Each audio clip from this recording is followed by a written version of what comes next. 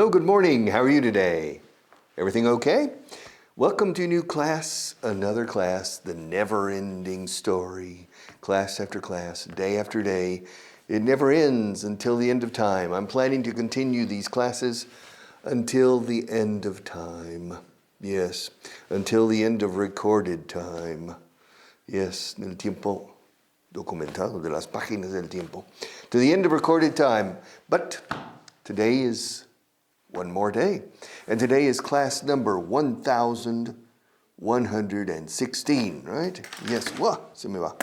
1116. A lot of classes.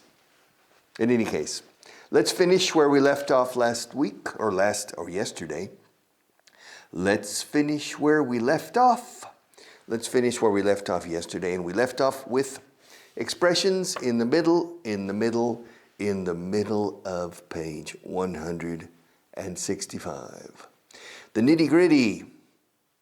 The nitty-gritty. Doble T, Y, un guión en medio. The nitty-gritty. Down to the nitty-gritty. The nitty-gritty es el meollo la cuestión. Lo realmente importante. The nitty-gritty. In English, what is the nitty-gritty? The nitty for speaking or for understanding? Or for both? For speaking, the nitty-gritty is 20 verbs in the present, past, and future. And that's it. For speaking, basically. For example, dormir, to sleep. Is that an important verb? Yeah. However, we use the verb to sleep once or twice a day. Sometimes we don't. When was the last time you used the verb dormir? Maybe you didn't use it yesterday. You never know.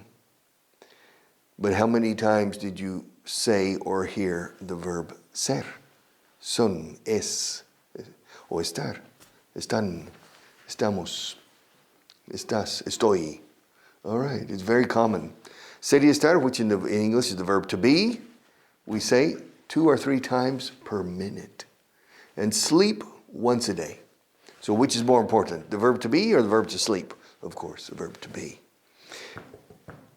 And there are 20 verbs that constitute 80 or 90% of everything we say, el verbo to say. All right, to say. And so, focus on the nitty-gritty, el meollo del idioma. For speaking. Now, for understanding, everything. Phrasal verbs, conditionals, passive voice. You have to understand everything. But for speaking, no. You don't need to master more than 20%. In this book, which I highly recommend, it's the best grammar book for Spanish-speaking people in the world. But for speaking, you only need to master 20% of this. You don't need. In fact, it's counterproductive to try to master the other 80%. First of all, because it's impossible and it's frustrating. And second, it dilutes your mastery of the basics. The nitty-gritty. No big deal. Esto expression. It's a big deal. Big deal. Big deal. Escrito deal. Deal es un trato hecho. It's a deal. Shake. It's a deal. Yes, a deal. Yes, to make a deal. Donald Trump has a book called El arte de la transacción o del trato. The art of the deal. Now, but the expression big deal means, ¿y qué? Yeah, has oído que Manolo le han dado el premio Princesa de Asturias. ¿Y qué? Big deal. Como si fuera importante. Big deal. Big deal. Now, here, no big deal. It's no big deal means no es para tanto. No importa nada de otro mundo, no ser importante. Okay. Yeah, it's no big deal. It's no big deal. Doesn't matter. The Princess of Asturias Award Big deal. It's no big deal. Simplemente con big deal, sin no delante nos vale. Big deal. It's no big deal. Doesn't matter. It really doesn't matter. It really doesn't matter. Okay. We'll come back to this another day. We are slowly, boy, it takes forever. Se tarda una eternidad. My God. We still have a lot of expressions. Yeah, but it's no big deal. Don't worry. It's no big deal. All right, Gain Fluency. My favorite book. I like this book. I wrote it myself. Page 87 in the middle of page 87, in the middle. Paragraph number 796, casi 800. Yeah, 796. He spent 10 of the best years of his life studying to pass a competitive examination to become a notary. When he finally gave up at age 33, he was defeated and broken. This is true for many, many people. Y cuidado, Marta, con esto también. Yes. He spent 10 of the best years of his life. Dedicó 10 de los mejores años de su vida estudiando para una oposición. 10 years. He started at age 22, 11 years really. He started at age 22 to become a notary, notario. And finally at age 33, he gave up. He never passed the exam. He spent 10 of the best years of his life, 10 of the best years of his life studying to pass a competitive examination, to become a notary, para llegar a ser notario. To become a notary. When he finally gave up, to give up is to throw in the towel. I give up, me rindo. I give up. When he finally gave up at age 33, when he was 33 years old, at age 33, he was defeated and broken. Estaba derrotado y roto. Esto pasa. I've seen this, by the way. I've seen this many, many times. Very few people pass competitive examinations. The percentage is small. But some people are so obsessed and try again and again and again. And in the end, the best years of their life have disappeared. And they look like me. And at my age, and they're only 33 years old. Yes. And they're psychologically defeated, derrotados. I don't recommend it. Try once. If you don't pass, forget it. Maybe twice. After that, forget it. If you can't pass it the second time, don't try. But some people want the stability of a job in the public administration. The stability. I mean, you live only one life. You're never going to die of hunger. Never. Nor the people you love are going to die of hunger.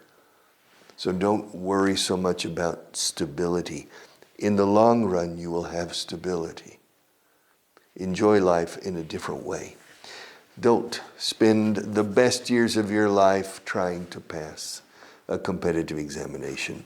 He spent 10 of the best years of his life studying to pass a competitive examination. It's incredible how they study. They study 10 hours a day, 11 hours a day, memorizing. They memorize el código penal. Lo memorizan. It's crazy. It's a crazy way to live your life. I've never understood that.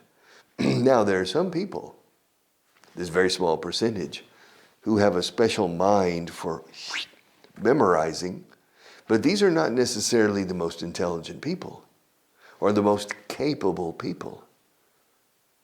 These are people who have an ability to read, to absorb, and to remember, and to reproduce. And that's not a measurement of skill, or a measurement of productivity, or a measurement of capability, or a measurement of effectiveness on the job. It's simply a measurement of prodigious memory ability and the ability to reproduce what you have memorized. Yes. But in any case, there's an obsession in Spain, probably in France, Italy, and Portugal the same, I don't know. The Latin countries, there's an obsession with stability, a stable job. I remember when I came to Spain in the 1970s, the word colocación, se ha colocado, it was all the time. The mothers wanted their daughters to marry an engineer. Que se case mi hija con un ingeniero. Okay. That was in the 1970s. And I remember saying, pues, Ito ya se ha colocado. Ah, Manolito, Juanito. In the 1970s, if you say, Ito, at least five people turned around to look, because there were so many names that were Pablito, Juanito, etc. But se ha colocado. I understand in the 1970s, people were worried about job security and stability. Now, it seems people are still worried. But in any case, he spent 10 of the best years of his life studying to pass. Pass es aprobar, cuando se dice pasar. To pass a competitive examination. Una oposición, la palabra no existe en inglés. El concepto apenas no existe. Because in Great Britain, in the United States, in the Anglo-Saxon world, we don't have this concept, opositar. You look it up in the dictionary, opositar, and it says, hacer un examen competitivo. Okay. Because we don't have a word for it, because we don't use this.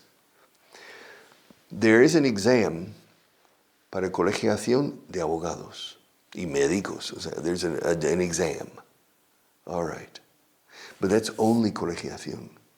That means everybody, you need to pass the bar exam or the medical certification exam, etc. And to work in the foreign service. Foreign service means in la diplomacia, in diplomático. You take the foreign service exam. But it's a general exam. 50% of the people pass, not 2%, 50% to pass the foreign service exam. Otherwise, we don't have the concept of oposición. I don't agree with it, but it's part of the culture here, and it's hasta en la ADN. It's in the DNA. Marcha's doing a competitive examination now. Yeah. Pero se ha parado, no? Yeah. There was a complaint or something. Chanchullos en el, o algo así. Typical amañar. La palabra amañar, just el verbo en inglés, no sé cómo, I don't know how to say. Porque no tenemos cosas que amañar. Aquí se creen cosas que se prestan a que se amañen. All right. It's frustrating, but I enjoy living in Spain. All right. When he finally gave up, tiro la toalla. When he finally gave up at age 33, he was defeated and broken. Derrotado y roto. All right. The next one, page 87, paragraph 797. Why do you read trash novels like that? Yeah. Why do you read trash novels like that? You could be reading Tolstoy, Dickens, Cervantes, or Hemingway. Yeah. If you want to grow and broaden your culture, start reading good literature. Okay. The other day, I walked in to I was at my son's house, and he was reading a novel. It was a trash novel. novela basura. And I said, why do you read trash novels like that? ¿Por qué lees novelas basura como esa? Why do you read trash? Trash, garbage, rubbish. 3 words for basura. Trash. But cuando son novelas basura, trash novels. Why do you read trash novels like that? You could be reading Tolstoy. You could be, podrías estar leyendo. You could be reading Tolstoy, Dickens, Cervantes, or Hemingway. Yeah. If you want to grow and broaden your culture, start reading good literature. Empieza a leer literatura buena. All right. Yes. If you want to broaden your culture, if you want to grow and broaden, broad is amplio o ancho.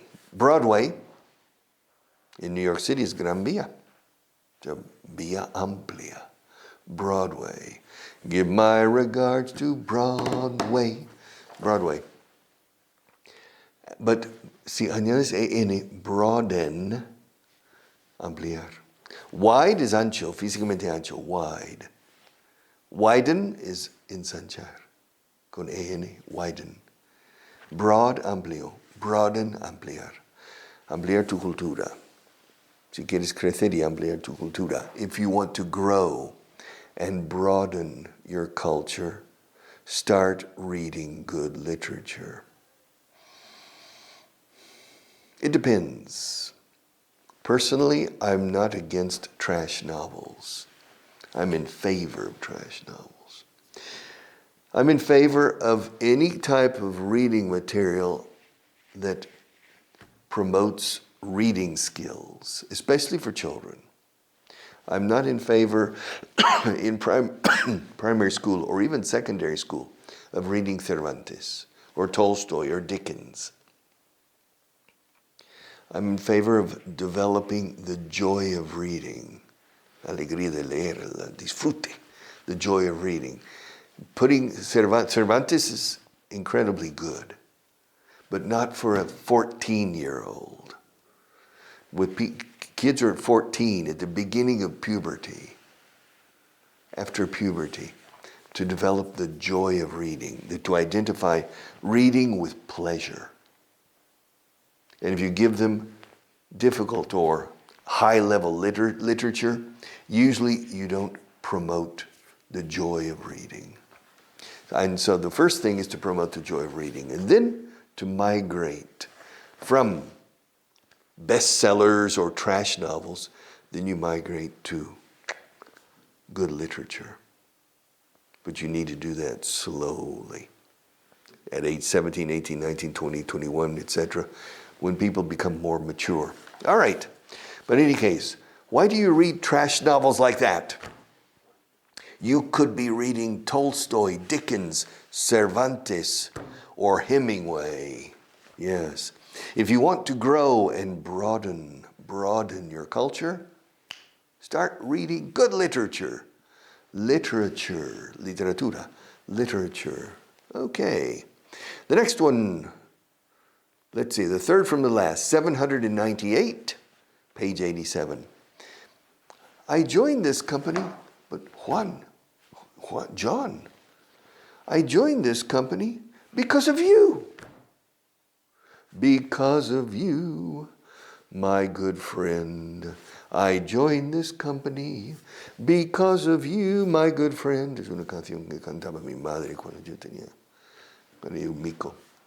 Pero no es my good friend. Because of you, my romance, mi romance. Because of you. My mother was very romantic.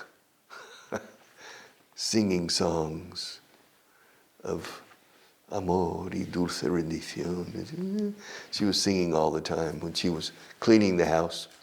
Okay, because of you. I joined this company because of you. Huh? Yeah. Ingresé en esta compañía por ti. Porque estabas tú. Because of you. Yes. Because you were both a good manager and an inspiring leader. because you were both. Both son ambos. Yeah. Yeah, both pencils are blue. Ambos lápices son de color azul. Okay, muy bien. Both pencils are blue. This one is blue and this one is blue. All right. They are both blue. They're both blue or both of them are blue. Ambas formas. Both of them are blue. They're both blue. Ahora, tanto este como este es de color o son de color azul. Both this pencil and this one are blue. Both the pencil in my left hand and the pencil in my right hand are blue. So esto tanto como, se dice both and. Tanto Madrid como Barcelona son ciudades españolas. Both Madrid and Barcelona are Spanish cities. Tanto Carl Lewis como Ben Johnson son corredores, son velocistas. Both Carl Lewis and the Canadian Ben Johnson are sprinters. All right. Both. And esto dice both. Because you were both a good manager and an inspiring leader. Un líder inspirador. Inspirante, decimos en inglés. Inspiring. An inspiring leader. Yes. Everything okay? Yeah? Okay. She's looking at the cameras as if there's something wrong. Como si algo pasa. No. Everything's okay, right? Yeah. All right. I joined this company because of you. Because you were. Porque eras. Ya no eres. Because you were both a good manager and an inspiring leader. And now you're telling me you're retiring. Y ahora me dice que te jubilas. Huh. And now you tell me you're retiring. Don't do this to me. No me hagas esto. Don't do this to me. Come on. You're retiring. Yeah. Well, I joined this company because of you. Because you were a good manager and an inspiring leader. And now you tell me, ahora me dices, and now, ¿dónde está? And now you tell me you're retiring? And now you're telling me you are retiring? Yeah. Don't do this to me. Yeah, solo llevo 8 meses aquí. Y ahora te vas. Yeah. I came here because of you. I joined this company because of you. Because of. Es importante because of. Debido a, por ti. En este caso, gracias a ti por ti. No por culpa tuya. Pero because of, según lo que siga, puede ser por culpa de. I came here because of you. Because you were a good manager and an inspiring leader. And now you tell me you're retiring? Don't do this to me. Come on. Stay. All right. How much time do we have left? Okay. I'm not going to finish this page today, eh? All right. The next to last one. Page 87, 799. Most people know that the longest word in the English language is, well, most people don't know. La mayoría de la gente no sabe. Most people don't know that the longest word in the English language is smiles, sonrisas. ¿Lo sabías? ¿No te acuerdas? Yeah. Most people don't know that the longest word in the English language is smiles. When I say this, when I tell people this, when I say this, they look at me funny. ¿Cómo? They look at me funny. So I explain that between the first S and the last S, there's a mile. Yeah, you see, there's a mile. Yeah, we can go there and put smiles. Smiles. All right. Qué mal lo he hecho. Smiles. Between the first S and the last S, I mean a milla. There's a mile. And a mile is very long. A mile is 1.6 kilometers. Yes. 1.6 kilometers. That's a long, long word. So most people don't know that the longest word in the English language is smiles. When I say this, they look at me funny. Me miran graciosos. ¿Qué significa? They look at me funny means me miran con cara de extrañeza. They look at me funny. Funny significa curioso, extraño también. So, por lo que, I explained that between the first S and the last S, there's a mile. All right, one more. Do I have time for one more? Yeah? Not really. I'll come back tomorrow and finish this page. All right? I'll come back and finish this page because I have to say goodbye and I have to say goodbye. I have to say goodbye in just a few seconds. In just a few seconds. Yes, it's the final countdown. But I'll be back tomorrow, as usual. Take care.